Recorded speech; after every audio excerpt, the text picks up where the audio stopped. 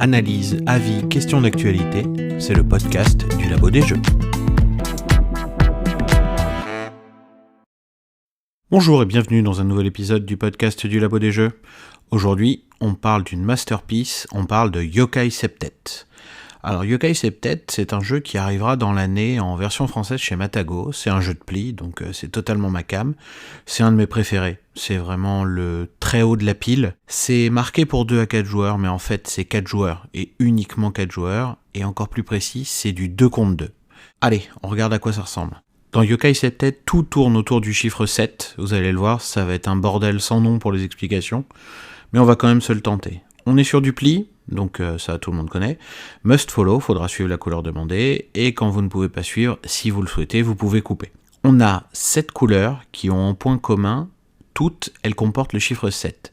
C'est-à-dire que la première couleur va de 1 à 7, la dernière couleur va de 7 à 13, et au milieu on a du 2 à 8, 3 à 9 et ainsi de suite. Et vous l'aurez compris, on a donc 7 cartes par couleur. La carte la plus importante dans chaque couleur, c'est encore une fois ce chiffre 7. C'est un yokai, donc désormais quand on parlera de la carte 7, on parlera d'un yokai, ça va nous faciliter le boulot. C'est les seules cartes qui rapportent des points de victoire en fait, les autres servent un peu à rien, si, à faire des plis tout simplement.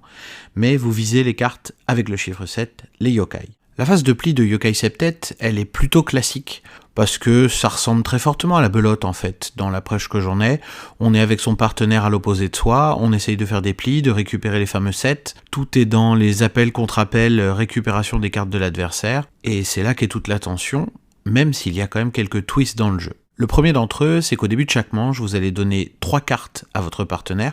Il va vous en filer 3 également, histoire d'équilibrer la chose. 3 cartes sur une main de 12 cartes, c'est quand même un quart de votre main qui part chez le partenaire, donc c'est beaucoup d'informations qui passent. Le second twist, et pas des moindres, c'est que vous pouvez gagner à Yokai Septet si vous réussissez à avoir 4 cartes yokai au fur et à mesure des plis que vous faites. Et il y a également la possibilité de faire perdre vos adversaires, s'ils atteignent 7 plis effectués, sans avoir les 4 yokai parmi ces 7 plis. C'est ça en fait qui va faire toute la tension du jeu, parce que tout simplement vous pouvez gagner ou faire perdre les autres.